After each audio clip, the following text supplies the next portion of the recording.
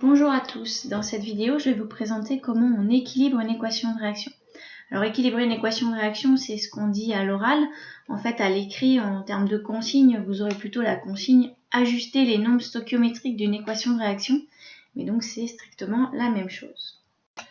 Alors d'abord, comment on écrit une équation de réaction? La première chose à faire souvent, c'est d'identifier les réactifs et les produits. Alors je vous mets un petit énoncé.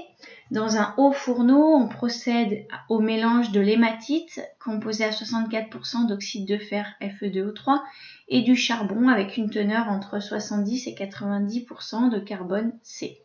Après chauffage à une température supérieure à 950 degrés Celsius, on obtient du fer et du monoxyde de carbone CO.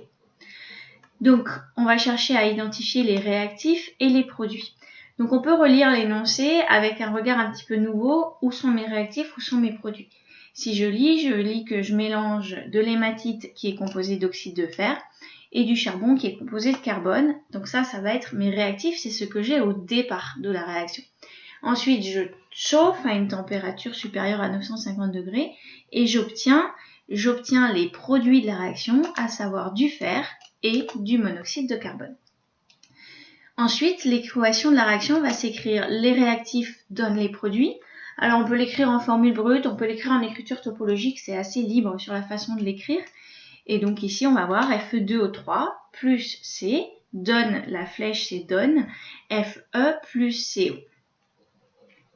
Alors le travail n'est pas terminé, on va voir un petit peu comment on avance ensuite. Alors d'abord, avant d'aller un petit peu plus loin, je voudrais rappeler ce que c'est que les formules brutes, qu'est-ce que ça signifie, parce que souvent vous êtes un petit peu coincés. Alors, d'abord les chiffres en indice indiquent le nombre de chaque type d'atome présent dans la molécule. Le chiffre en indice correspond à l'atome écrit juste avant. Par exemple, sur la molécule qu'on vient de voir, Fe2O3, ça signifie qu'il y a 2 atomes de fer et 3 atomes d'oxygène. Donc, sans chercher à la représenter comme elle est réellement dans l'espace, avec les liaisons ni quoi que ce soit, on a donc 2 atomes de fer et 3 atomes d'oxygène. De plus, lorsqu'il y a des charges, elles s'appliquent à tout ce qu'il y a avant, à tous les atomes qu'il y a avant. Je donne un exemple, SO4 2- signifie qu'il y a un soufre, S, 4 oxygènes, et que ce soufre et ces 4 oxygènes contiennent 2 charges moins. 2 charges moins, ça veut dire qu'il y a 2 électrons en plus que si chacun des atomes était électriquement neutre, il y a 2 électrons en plus sur l'ensemble de la molécule. Dernière chose que vous pouvez rencontrer, c'est lorsqu'il y a des parenthèses. Donc lorsqu'il y a des parenthèses, l'indice situé juste après la parenthèse s'applique à tout ce qu'elle contient. Exemple, Ca entre parenthèses OH2, ça veut dire qu'il y a un atome de carbone. Et puis dans la parenthèse, je vois OH, il y aura donc 2 OH. Alors pour écrire une équation de réaction chimique, on va utiliser 2 règles principales. D'abord, il y a conservation des éléments. Alors ça veut dire quoi concrètement? Ça veut dire que s'il y a un certain nombre de carbone au départ, il y aura exactement le même nombre de carbone à la fin. S'il y a un certain nombre d'oxygène au départ, il y aura le même nombre d'oxygène à la fin, etc., etc. Et puis conservation des charges.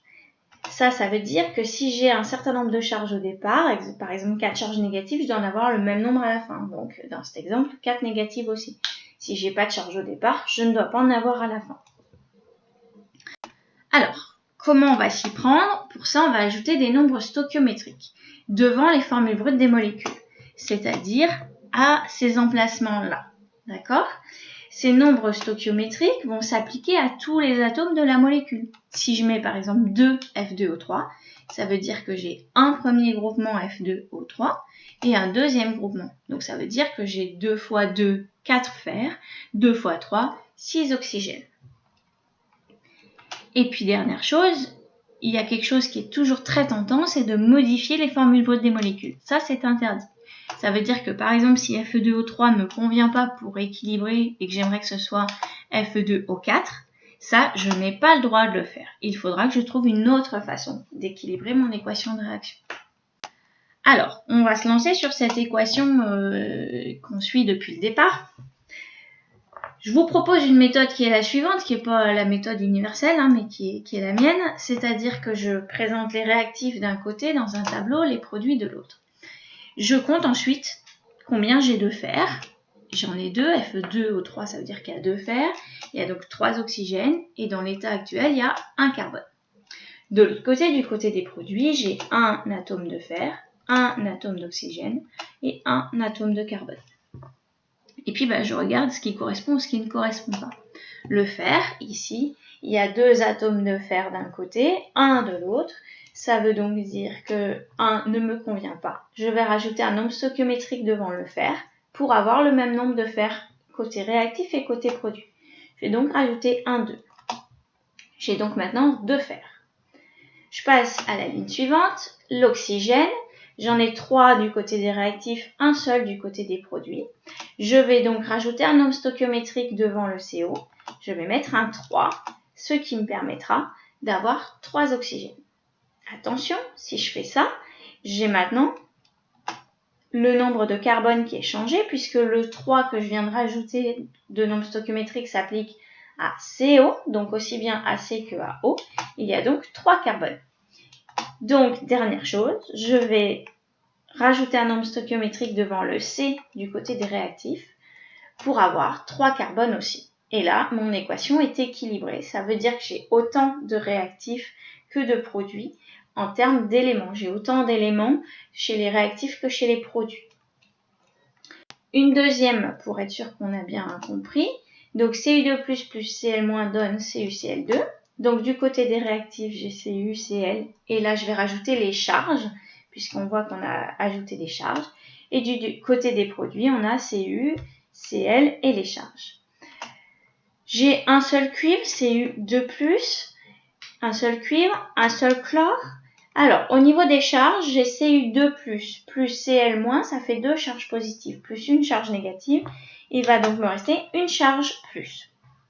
Du côté des produits, j'ai un cuivre, CuCl2, ça veut dire que j'ai 2 chlores, et je n'ai pas de charge. Je n'ai rien en haut qui m'indique une charge. Je cherche donc à équilibrer ce qui ne l'est pas, à savoir les chlores.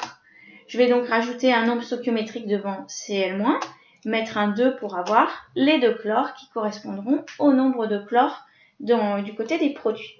Ça change aussi du coup le nombre de charges. Le nombre de charges maintenant est devenu 2 plus 2 fois une charge moins, donc 0.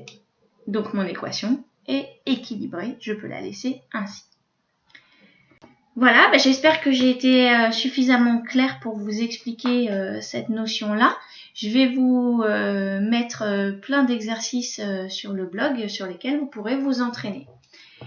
N'hésitez pas à revisionner la vidéo et à bientôt. Au revoir.